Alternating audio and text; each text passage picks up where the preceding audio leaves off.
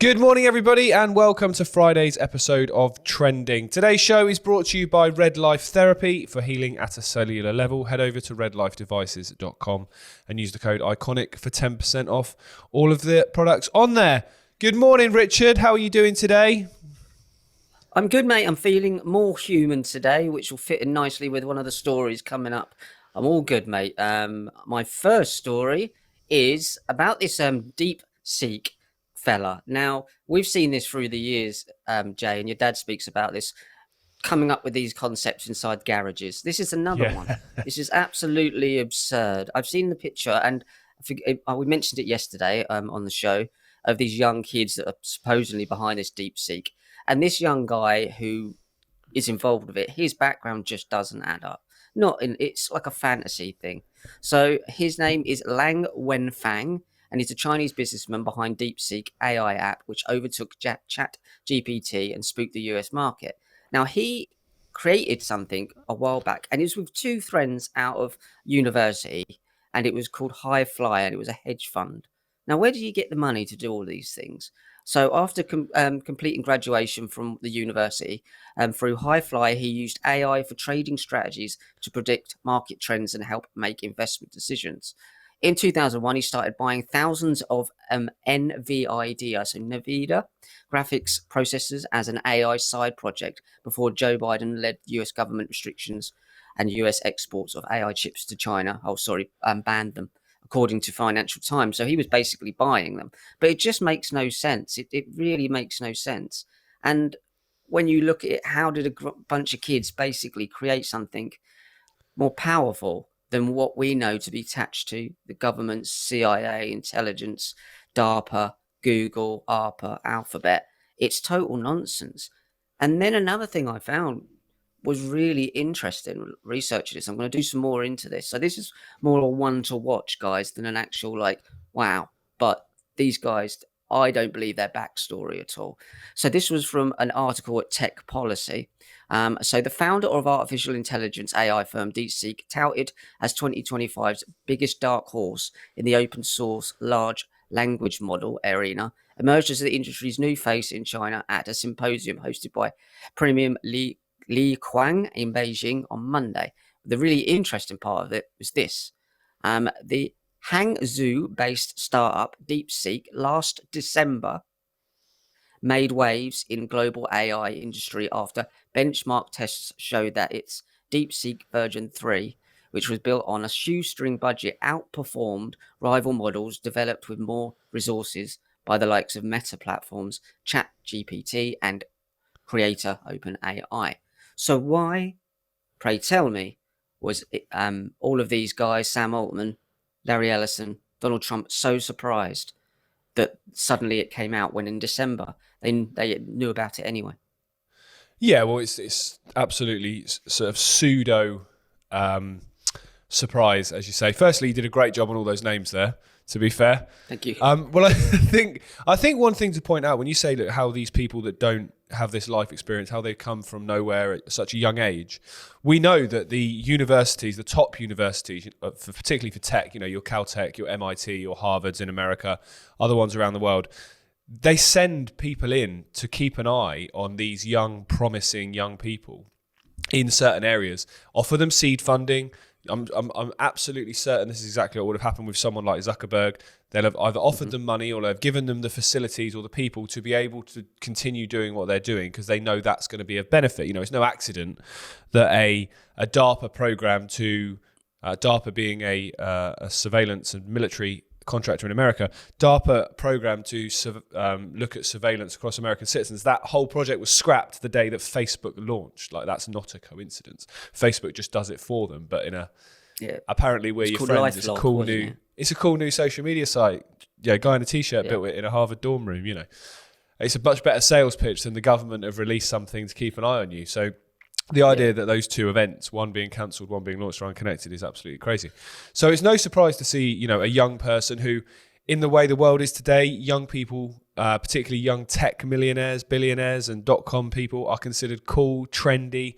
They're going to be much easier to sell to the public than, some 60-year-old billionaire type person that you're used to seeing in positions of power and influence. So I think that's part of it as well. People that are young and apparently cool and hip and trendy are much easier to sell to the next generation of people. So I think that's definitely a factor.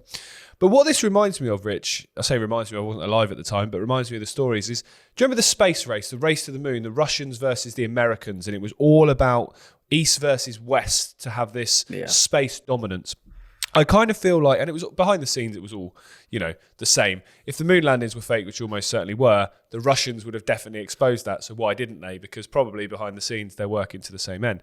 It kind of feels the same here with the AI story. It's East versus West. So like you covered yesterday, because China now appear to be ahead of us, in America, they're starting to panic and say, we need to catch up. We need to invest more. We need to be even more aggressive with our AI development. When take one step back, the people that control this organization you're mentioning there, the people that control OpenAI, ChatGPT, and all these other artificial intelligence companies, and ones that we've never heard of, that are probably the most influential, they're all probably controlled by the same people, because as we've covered many a time, you cover it extensively on Classified and we do on other shows, this cult know no borders. Borders of countries and geopolitical arguments and, back and forth, that only exists in the realm of the five senses and of politics and of the theatre of apparent, division. Behind the scenes, these people are all on the same page, pushing the world towards the same end.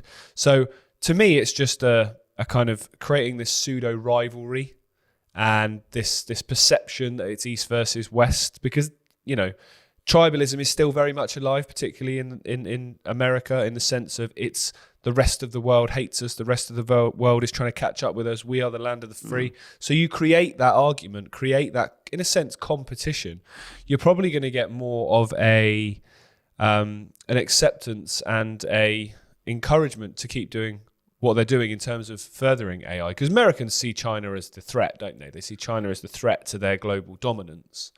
So you create that East versus West, China against the US race to be the most dominant force in AI. Both countries are going to accelerate their development. It's going to be detrimental to both the populations, but the cult are going to get exactly what they want, aren't they? Yeah. And 500 billion, they're going, it's going to take us 500 billion to do our bit. And they've done it on a shoestring compared to that, obviously. And they knew about it in December at the very least, the whole tech industry. So to come out and go, we're so shocked after 3 or 4 days of announcing their own bizarre project with some of the leading names in what we would believe to be Silicon Valley occultists is absurd. And I think the real important thing there is public demand. They are creating a public demand for this stuff. Always has to be public demand. They cannot do it without our demand to have it. So they create the fear, and then public demands, we need to catch up now. And suddenly we're all connected to the same infrastructure anyway.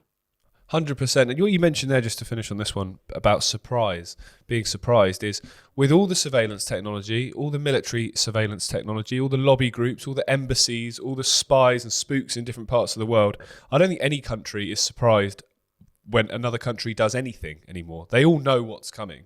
They've all got cyber systems that get into computers. They've got all this surveillance technology I mentioned. You've got defectors in terms of spooks and spies and, embassy staff left, right and centre, all hearing rumblings and conversations and rumours. So the idea that a massive country like China, that America would have a big eye on what they're working on and what they're doing, the idea that they develop something like this without the Americans knowing about it, and they're surprised that they're actually as far advanced as they are, I think is complete fabrication. I don't believe that's at all possible in the world that we live in today. Right, so we're going to talk about aliens, Rich, which I know is a subject that you're very interested in. And it sounds a sort of a more of a far out subject to be talking about on this show. But the reason I want to raise this today is because the whole idea of ETs and life on other planets, or non-human involvement in humanity's life and the manipulation of human society, that's always been the subject that the mainstream media and the mainstream of everything has used as, in a sense, the stick to beat the alternative media and alternative thinkers with. You guys are crazy. You're tinfoil hat conspiracy theorists. You believe in aliens. You believe there's flying saucers around. You believe in UFOs, all of those things. Yet all of a sudden, there seems to have been, it's grown over the last, I'd say, 5 years, but seems to have really amplified in the last 12 months, where this subject is suddenly allowed to be discussed, and it's being discussed in podcasts and media settings with very large audiences, and it's not being discussed in a comical way of look at these crazy people that believe this. It's being discussed in a serious a serious way where there's genuine back and forth conversations around things. So what I want to cover is firstly that and why that seems to be discussed, and also looking back through history at when there's been rumors, when there's been rumblings of something going on and it's been suppressed for a very long time, all of a sudden there does reach a tipping point when the speculation or the information that's out there is so rife that the authorities have to acknowledge that there is something in it. They have to accept that they can't just deny this is happening anymore. So what they usually then will do is they will drip feed information out so that they own the narrative. So some information about something may come out, but not everything. So you can take, big life and world transforming events over the last few years. Take weapons of mass destruction in Iraq, for example. They reached a point where they couldn't justify that they were them anymore. Obviously, it was after the invasion, after all the devastation, after 1 million Iraqis had died, after the Middle East was basically set on fire, and it still is now. They had to admit that actually we made a mistake. Our intelligence wasn't very good, and we made a mistake. They didn't admit that the full story, that actually they knew full well there wasn't weapons of mass destruction before they even went in. They just needed the excuse to go in. But they released something. They chucked a few crumbs because they couldn't just deny anymore that there was them there. They couldn't come out and say, look, we found them, because there wasn't any.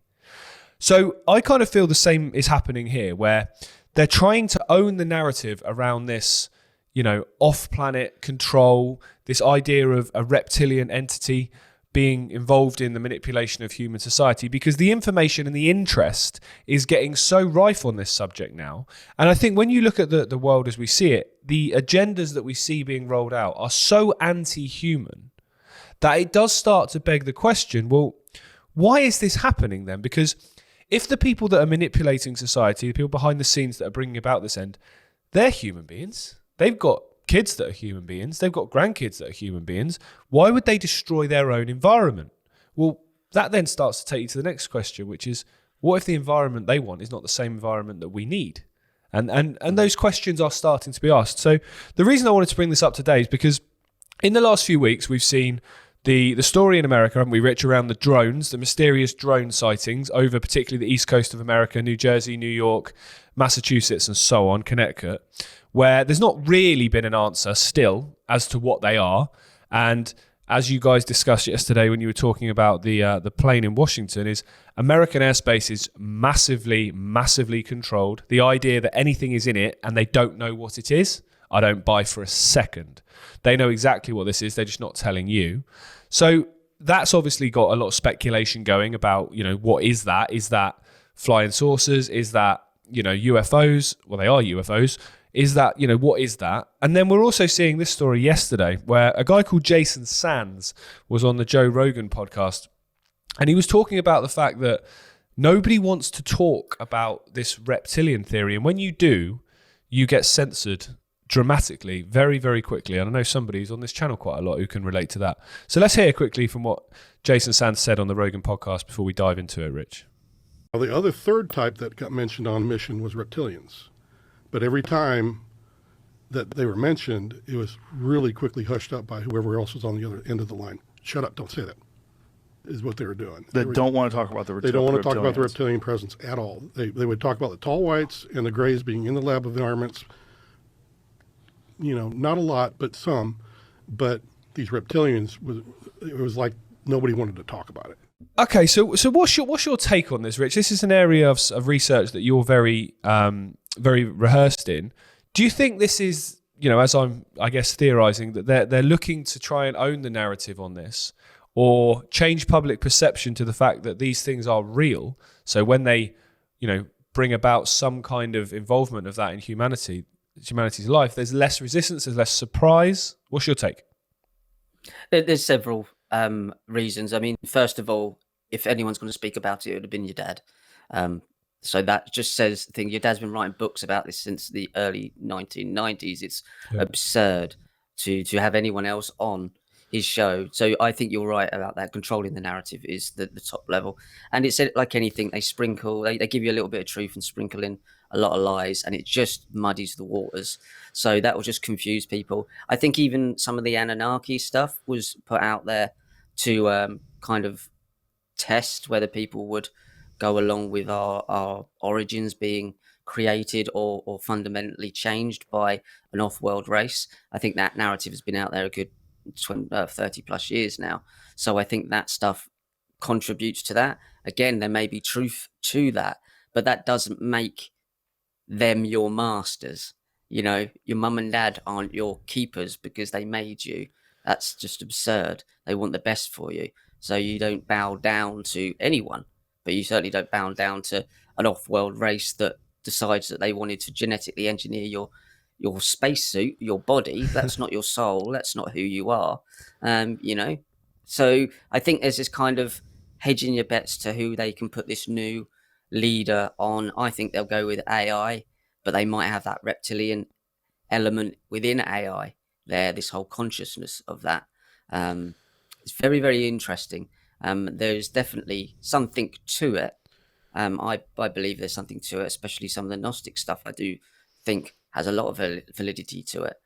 But I do believe that this is controlling the narrative, and having someone on there that I've never heard of, and I've been doing this for 20 plus years, I suppose, and your dad obviously 40 plus years, and you all your life been looking into this stuff, growing up around it. I never heard of this guy. No, me neither. What I think is really interesting there, you mentioned, Rich, you mentioned the Gnostics, you mentioned the Anunnaki. Now, for people watching around the world, what I think is really important to highlight is that this concept of a non-human involvement in human society, that is not a modern concept. If you look at all the Abrahamic religions, you know, in Christianity, you have the demons and Satan. In Islam, you have Shaitan, and you have the jinn, the Gnostics, which are, is a belief system that's pretty much been eradicated now. But in that, you had the archons and the demiurge, all which were describing the same thing. You have indigenous populations in places like South America, South Africa, Australia, which, if you believe the history of the earth, then those people could have never communicated with each other. They could have never sat down and gone, you write about this, I'll confirm it, and I'll write about that.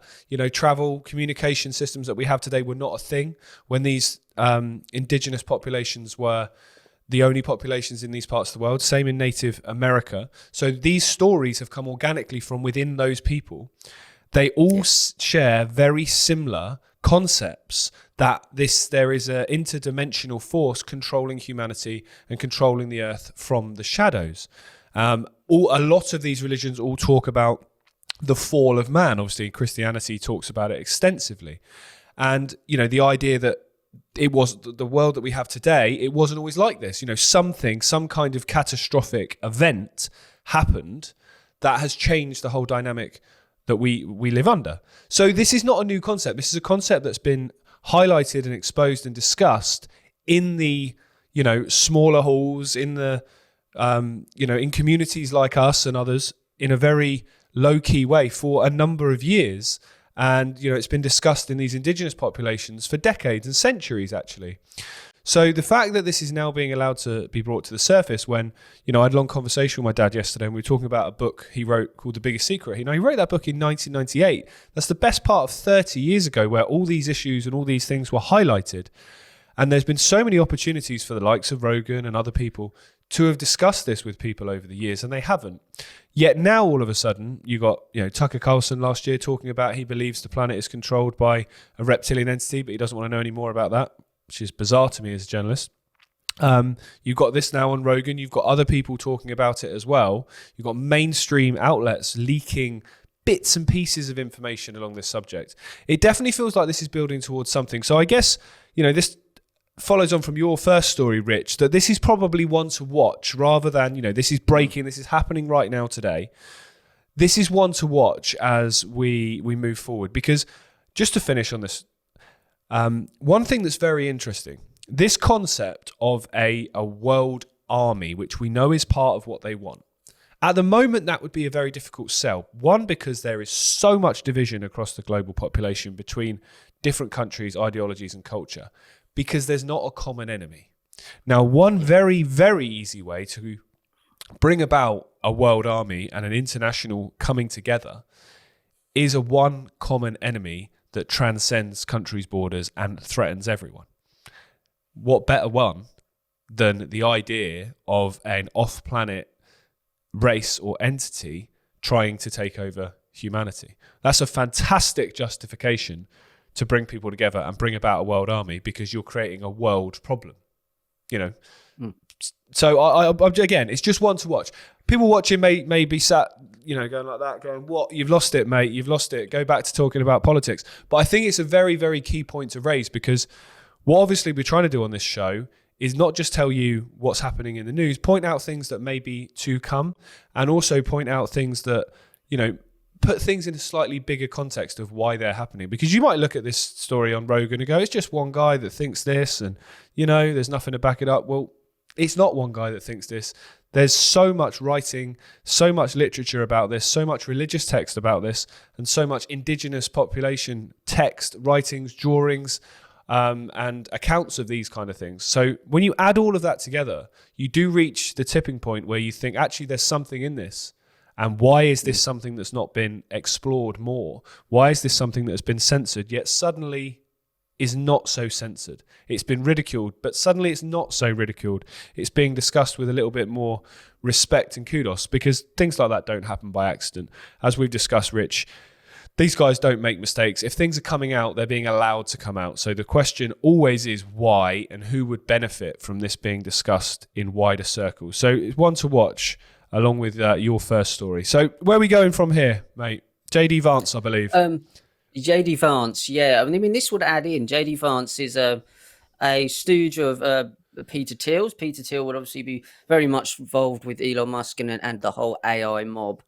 And he's coming out with this DOGE or DOGE thing, which is an awful name. So the hypocrisy from DOGE. This is from Patrick Henningsen. What is DOGE again? Is it Department of Government Efficiency? Just for people, they're effectively trying to stop the government wasting money, which in theory sounds great, but it's obviously not going to be about that.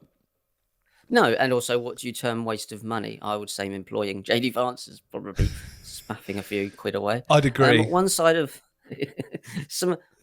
Vance's mouth, we need to spend more on defence. The other side of his mouth, DOGE is going to save us money. So when you watch this little clip on Patrick's site, X, it's clear this guy is just waffling on, but he's basically saying we're going to take that money and spend it on defense contracts, but really AI defense contracts. So when you can see this whole thing, China's well ahead of us. We didn't know you did.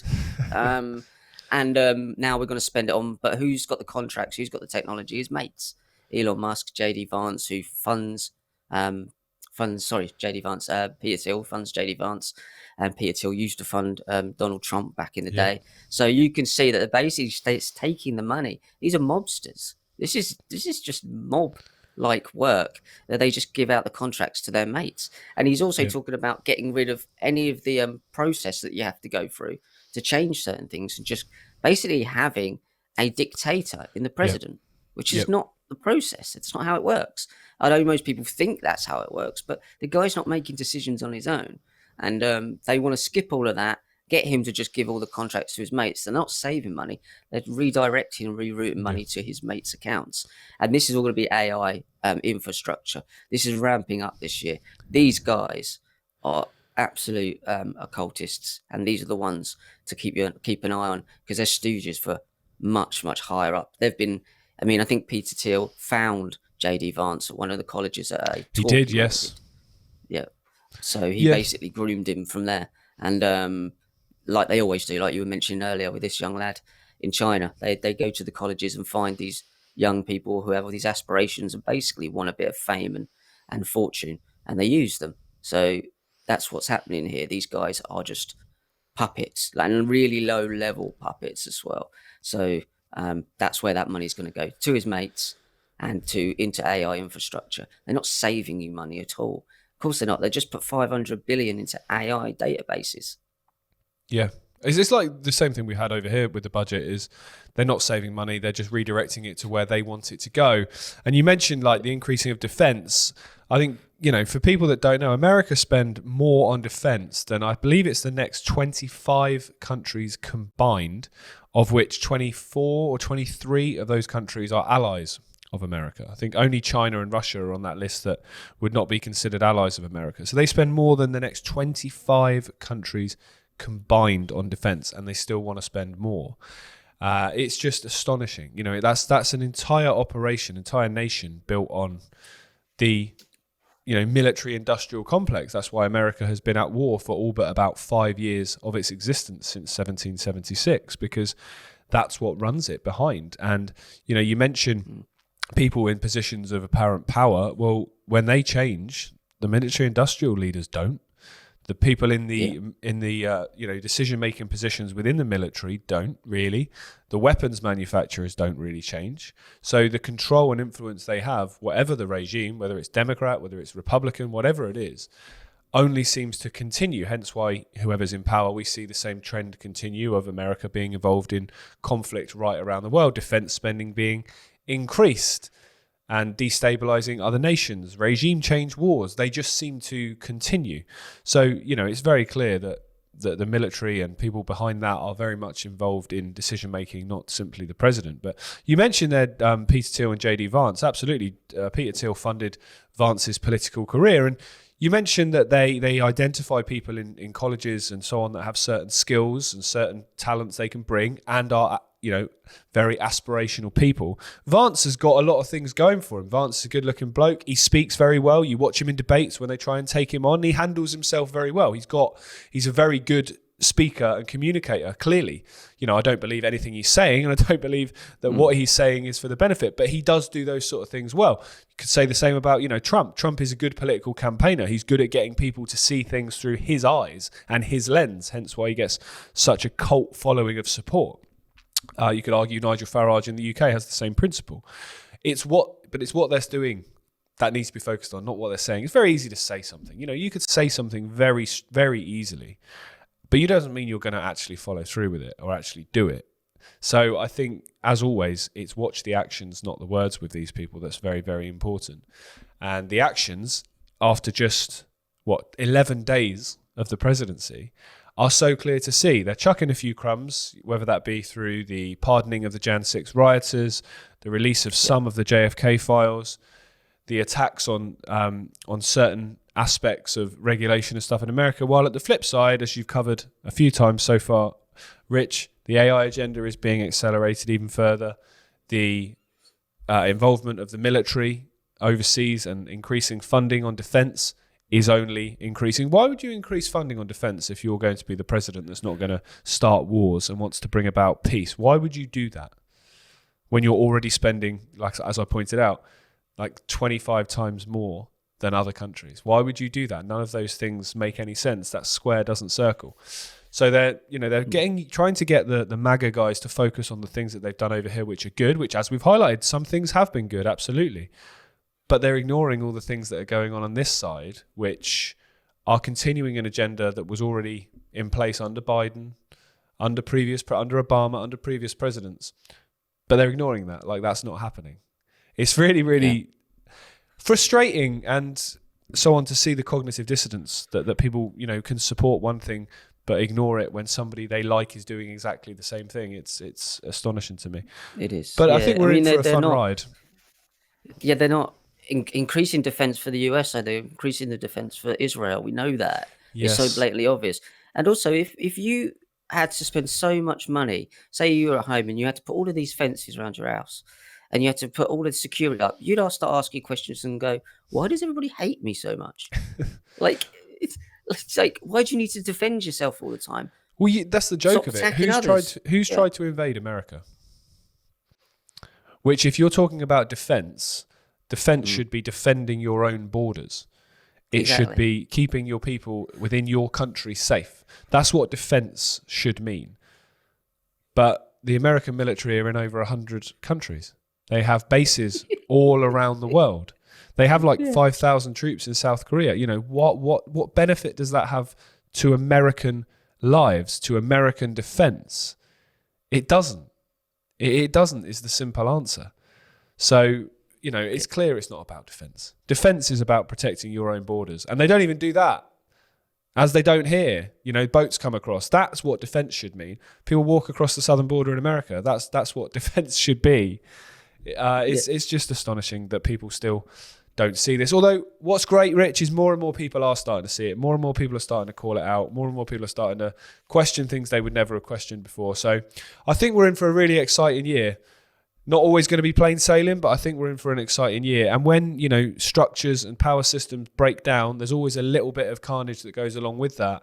But out of that comes a massive opportunity. So with the wins that we feel like we're getting, with things that are coming out, things that are happening that we like and we support, we need to really, really, celebrate and own that. But we need to make sure that we don't just let them chuck a few crumbs while, on the other hand, continue with what they want to do anyway. We need to be on them. We need to hold them accountable. We need to make sure that it's impossible for them to gaslight people into another 5 years, another 4 years of a few things you like, keeping you satisfied, while the greater agenda continues to a point that in 5 years' time, it's so far along that it's very difficult to reverse. This period now, this lead up years to 2030 are so pivotal to the future of humanity, so pivotal to the direction of travel that we go. That old metaphor about the fork in the road, we're literally at that now. And the decisions that we make and what we accept in the coming weeks, months, and the next few years are really going to be influential to what world we're looking at in a decade's time. So that's exciting, scary, but it also brings about real exciting opportunities to make the world that we want to make, and build an international dynamic based on love, respect, and community, rather than the one that we have today. But I think that's us for this morning, us for the week, Rich. It's been another good one. End of the fourth week, I believe. This is the 20th episode of Trending. So thanks very much, everyone that's watched at home, for sticking with us and commenting and sharing. It's been amazing to see the feedback, and we couldn't do it without you. As I said yesterday, anything you want to send us to cover, any local stories, anything that we've missed, anything that's happening wherever you are in the world, we want to hear from you. And we'll be back on Monday, Richard, I believe. Yeah, we're back on Monday. Keep calling them out, and thank you for all your support. Absolutely. Just a quick one before we go. Who's coming up tonight on Classified? So Classified, I'm going to be speaking about the fixation on Mars, so why they're so fixated, right, in the first half. And then Christopher John Biotis joins me to talk about this very weird picture of Donald Trump with the head of a goat on it, wearing a red tie. Very biblical. And it's disturbing to know that his son posted this as well. That sounds interesting.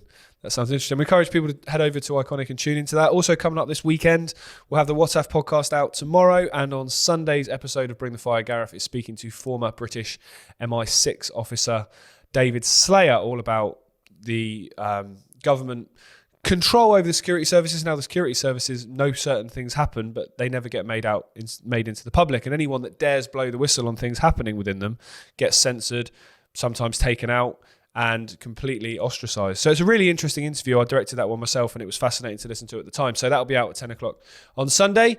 Until then, have a fantastic week, and we'll be back with you again at 10 a.m. on Monday morning. Take care, and we'll speak to you then. Bye.